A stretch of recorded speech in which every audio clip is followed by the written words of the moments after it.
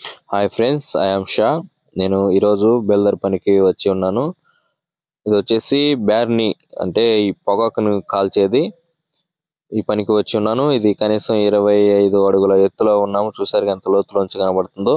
అందుకనేసి వీడియో తీయడానికి కూడా ఇక్కడ పరిస్థితులు అనుకూలించలేదు. నేను ఈరోజు చేసే ఈ పనిలో వచ్చే కూలీని ఎవరైనా ఇతరులకు సహాయం చేయాలి అనుకుంటున్నాను.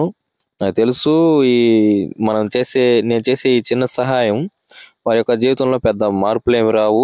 ఆ విషయం మీకు కూడా తెలుసు. కాకపోతే వారి ముఖంలో చిన్న చిరునవ్వు, ఆప్యాయంగా వారితో మాట్లాడాలి, మనం వాళ్ళతో మాట్లాడాలి అని మాత్రం అనుకుంటున్నాను. ఇక్కడ చూసినట్లయితే ఈ వ్యక్తి విజయవాడ నుంచి ఇటు వలస కార్మికులుగా వచ్చి ఉన్నాడంట కనిగిరికి. ఇటుక రాళ్ళను తీసే ఇటుక బట్టీలో పనిచేసేవాడంట. అయితే అతనికి పనిలో ఒకసారి పడి చేయి విరిగిందంట. అప్పటి నుంచి ఆ పని ఏం చేయలేకపోతున్నాడంట. అతనికంటూ బంధువులు ఎవరేం లేరంట, ఒంటరిగానే ఉంటుండంట. అతని జీవనం మొత్తం ఈ రిక్షాలోనే గడుపుతున్నాడు.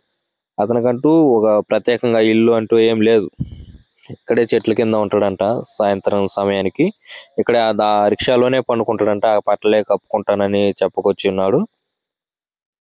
అయితే ఇతను ఆ బాటిళ్ళు చెత్తను ఏరుతూ జీవనాన్ని కొనసాగిస్తున్నాడు. ఇలాంటి వారిని చూసినప్పుడు వారిని గౌరవించాలి మనం. ఎందుకంటే మనము బాధ్యత రహితంగా చెత్తను, అదే విధంగా వాటర్ బాటిల్, ప్లాస్టిక్ ని దేశంలో ఎక్కడ పడితే అక్కడ పడేస్తూ ఉంటాము.